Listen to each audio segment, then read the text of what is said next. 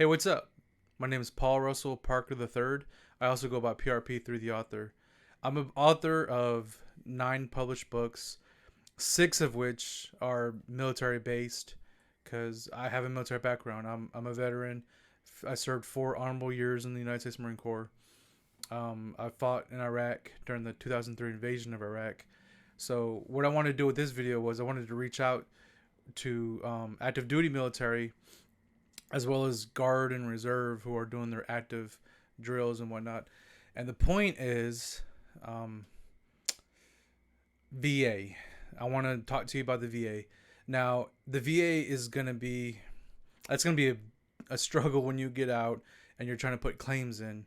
And I'll tell you one of the main reasons why it is a struggle is because there's a tendency in the military, especially when I was in the Marine Corps, to not go to medical. Now, I advise against that. If you think you're strong enough, you're young enough, you can just push through it, power through things. You get hurt, you get injured.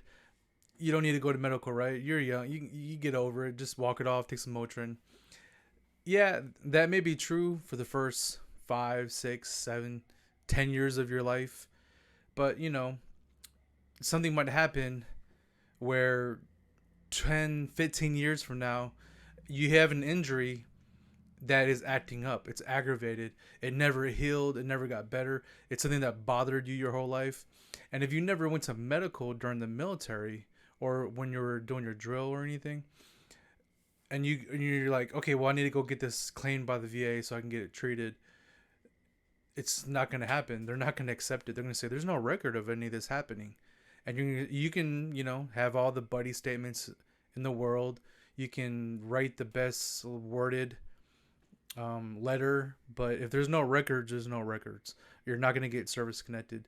And the reason why it's important to get service connection for an injury that happened in the past is, take myself for instance. I was injured several times in the military, and I did what most people do. I just powered through it, I pushed through it. Some things I did go to medical for, some things I didn't. Now, things were okay the first couple years after I got out, but I've been out for almost 20 no I 20 years. I joined the military 20 years ago, but I only served 4 years. So I've been out of the military for 16 years. And things are starting to happen. Some of the old injuries that I received that I never sought medical attention for, they're bothering me. They're acting up. And if I try to go, put a claim in, it's not going to work. And the problem with that is, let's say I have a job, I lose my job, and I don't want to pay Cobra because it's too expensive to keep on paying to maintain your current medical insurance until you find a new job. Let's say it takes a long time to find a new job, or you get a new job part time or something that you're not getting real good medical benefits with. It happens. It happened to me. I went from making 6 figures a year to making nothing for 9 months, and then making I finally landed a job. This is during the recession, a bad time. I ended up working 20 hours a week, 10 hours a week, 20 hours a paycheck. So it was inadequate, and medical issues started rising, and I didn't have medical insurance, so I was out of pocket for a lot of this stuff that should have been covered by the VA. I should have been able to go see call the VA, say, hey, I need an appointment for this issue. They would have said, hey, come on in, let's get this taken care of.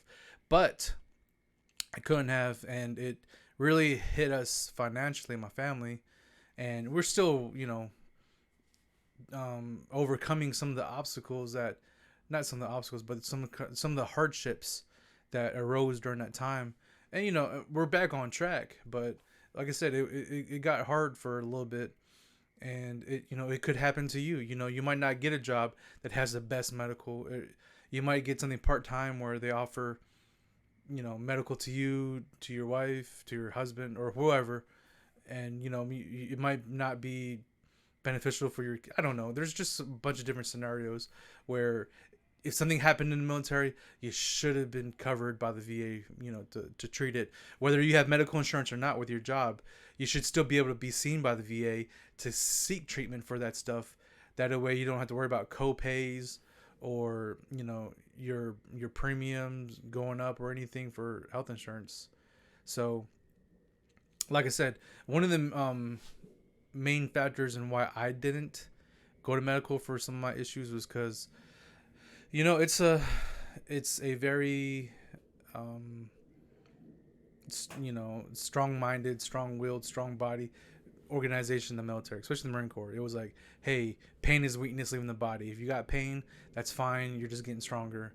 So you don't want to be singled out as a sick call commando or whatever you call it in your branch, someone who goes to medical a lot. Because people they'll look down on you. They'll think, oh, you're trying to get out of it. And, it's not a good feeling being called a malingerer. As a matter of fact, I've been called a malingerer. I had an injury in Iraq. Maybe 9 months later, I finally sought treatment for that injury. MRI, X-rays. I had one of my legs was in a cast, and I was still called a malingerer because the sergeant who was talking to me couldn't believe that I had an injury for that long, that untreated, and it was that bad. He's like, "Oh, you can still move, you can still walk. You're just malingering," and it really hurt. I guess it hurt. So I still got the treatment for it because I literally couldn't. I could barely walk. I could barely run, and but there was things I didn't go to medical for, which I wish I did, and so I would say if something happens to you and you think you're going to power through it, you think you're going to be fine, you think it won't bother you later on in life, wrong. It's going to come. Something, I mean, there are things that happen. Like you get a joint injury. I had a thumb crushed, part of my hand crushed, and it was fine until about a couple years, 2-3 years ago. 15, 14 years had passed since the injury, maybe even more, 16 years had passed since the injury, and I got thumb issues now. I got joint issues, and also my knees. I have degenerative arthritis in both knees, and I'm not even in my 40s yet, and this happened before, well before now. The arthritis hit me. I was probably in my late 20s, and you shouldn't have that kind of arthritis at that young of an age, and luckily I was seen for it. But there's a lot of people who don't go to medical for those injuries. And when they put claims in, you see them online, they're asking for help, they're asking for tips. The doctors can't really say anything because there's no, yeah, you can have an injury, when you're 25, 28, you're already out of the military for 6 years, 5 years. And we see that you got treatment when you're 25, 28, but there's nothing that tells us it started or happened in the military because there's no records of, in your military records, in your military, medical records. So, like I said, if you're an NCO, staff NCO, officer, anybody, and you think someone is hurt, let them get checked. Don't give them a hard time about it, because if it's nothing, it's nothing. You can't make a claim and get service connected for something that doesn't exist. It doesn't happen. Everyone knows the horror stories about the VA. It's hard to get service connected, even when you do have the evidence. Because an injury could have happened, but if there's no they call it if there's no continuing pain with the injury, continuing problems with the injury, if it just happened once, that's not a service connected disability. That was just a past injury. It has to be something that happens over a period of time, that keeps on happening, that you had to have treatment for. So, like I said, it's hard to get service connected even when you do have the records. So don't make it harder for the people that work under you to get that treatment that they may need later on in life. I think everyone should go to medical.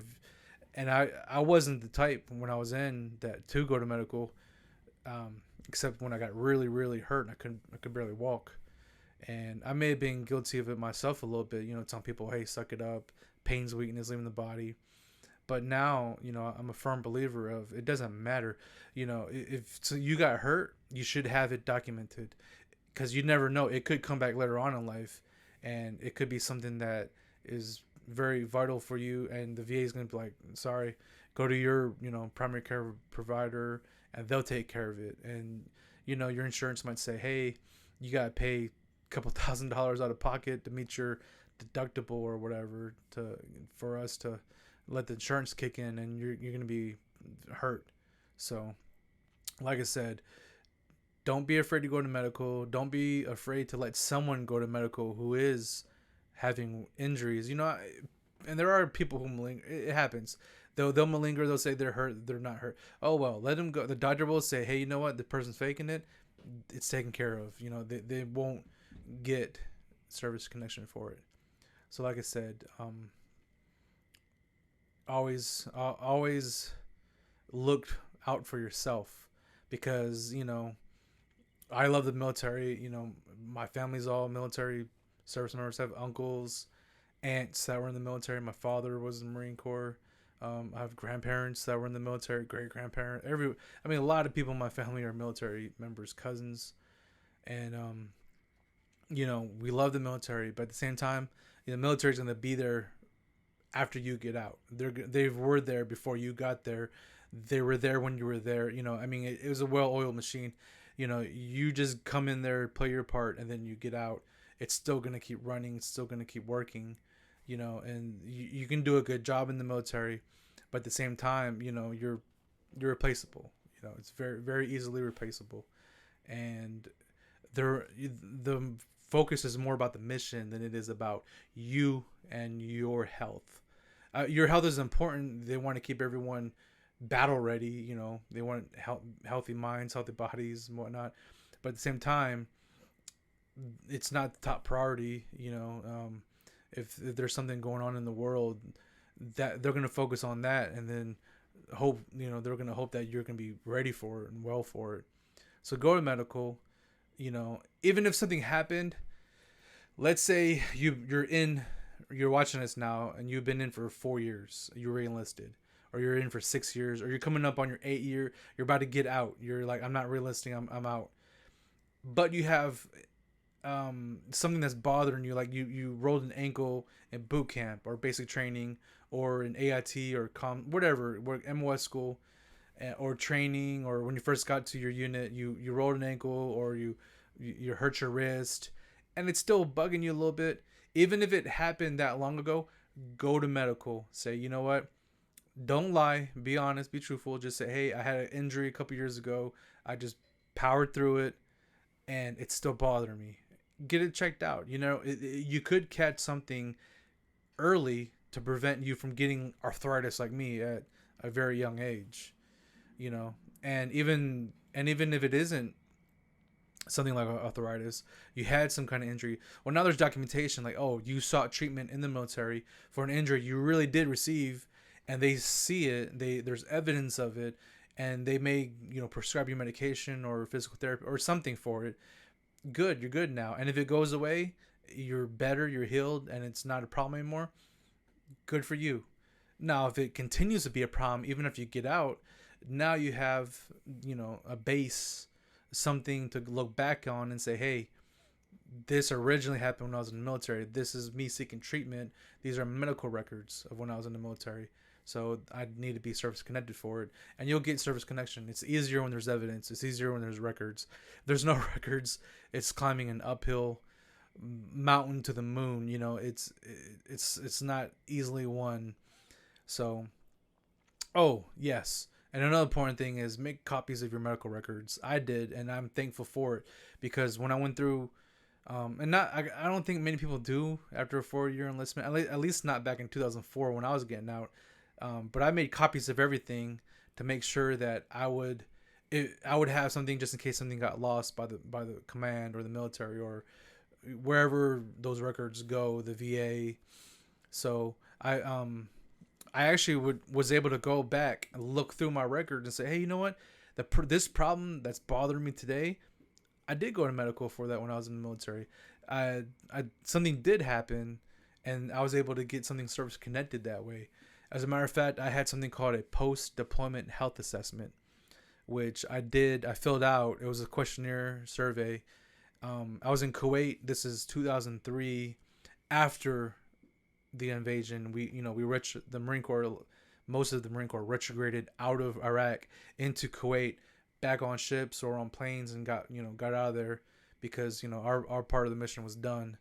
So, but I filled out this post-deployment health assessment, and it was signed off on by a military naval doctor, and I started, I checked off on boxes of things that were bothering me during the deployment, after the deployment, and it was things that thankfully I did that because they were, the doctors were able to pinpoint, okay, this is when it started. This is when the problem you've had started at this date in 2003 active duty because you filled this out, and if I didn't fill that paper out, or if I would have just, you know, picked nothing or just gaffed it off, I guess is what we call it.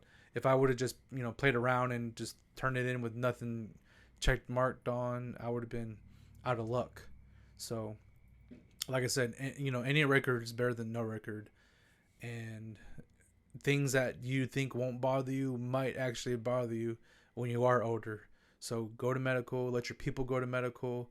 If there's a real problem, you're going to save yourself a lot of trouble later on in life by taking care of it when you're younger, because it's hard when you're older, and you can't run, you can't walk that well, you got pain everywhere, and you want to get treatment for it, and you might be in a situation like I explained earlier about my situation where I was out of work for a while.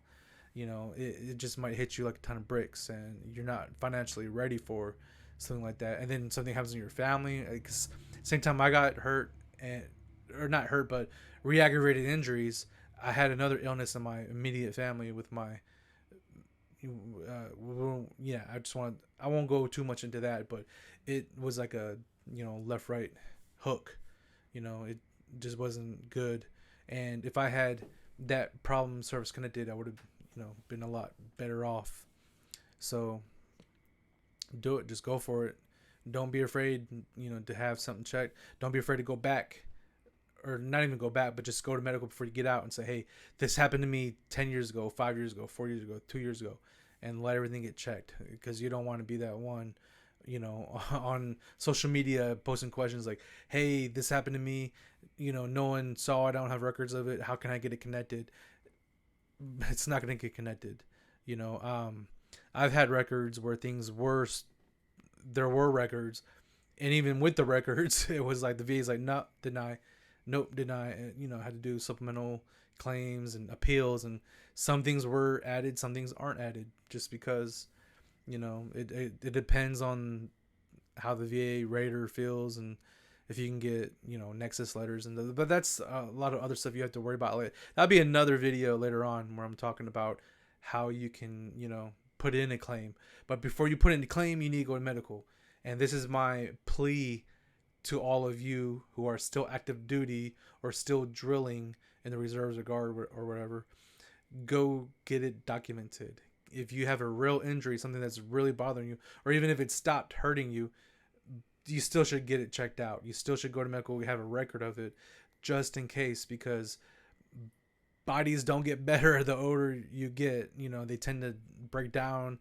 You might want to chalk it off to old age, but how is getting degenerative arthritis and 2 or 4 major joint groups, old age when you're still 27? It doesn't make sense. So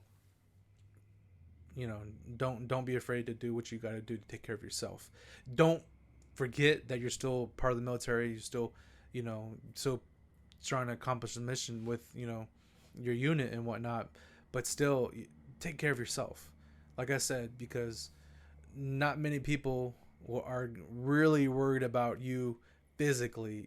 They may care for you, they may want to make sure you're fed, make sure you're having a good time, whatever, but they're not thinking about your future, like, man, I just saw this dude or this girl or woman roll their ankles and they fell down and smacked their head on the concrete. I'm not, they're not thinking like how it's going to affect you having a head injury 10 years, 20 years from now. They're thinking, oh man, that looks like it hurt. Let me stop laughing. And then I tell them to go walk it off. They'll be fine. So, you do really at the end of the day, take care of yourself and make sure that you're fighting ready. So, you can accomplish the mission, because, they don't know if you're hurt until you tell them, so that's my plea. That's what I want to get out there. Veterans, I want to talk to you guys soon. There'll be a video about how to put in claims.